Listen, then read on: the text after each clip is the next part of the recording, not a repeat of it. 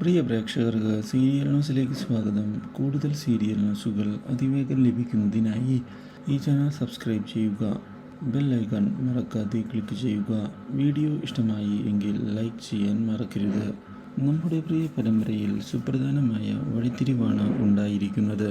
ഒടുവിൽ കാവ്യയോട് സത്യങ്ങളെല്ലാം തുറന്നു പറയുന്നതിന് തയ്യാറായിരിക്കുകയാണ് നമ്മുടെ കൃഷ്ണ.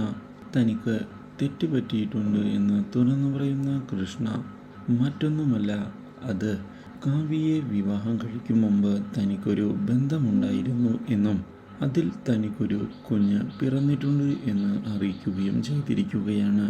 അപ്രതീക്ഷിതമായ ഈ സംഭവം ഞെട്ടിച്ചു കളഞ്ഞതിനെ തുടർന്ന് കാവ്യ മാനസികമായി ആകെ തകർന്നു പോയിരിക്കുകയാണ്.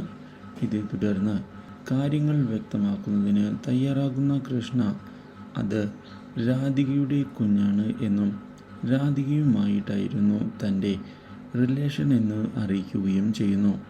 അപ്രതീക്ഷിതമായ ഈ സംഭവം കേട്ടതിനെ തുടർന്ന് തകർന്നു പോകുന്ന കാവ്യ എന്താണ് ചെയ്യേണ്ടത് എന്നറിയാതെ പകച്ച് പോവുകയും ചെയ്യുന്നു.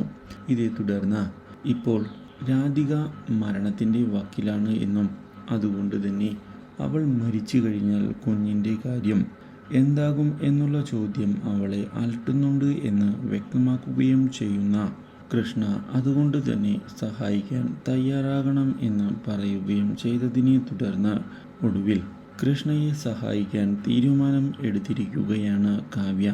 കാവ്യയുടെ ഈ തീരുമാനം കൃഷ്ണയെ ആകെ ഞെട്ടിച്ചു കളയുന്നു. Do like, share and subscribe.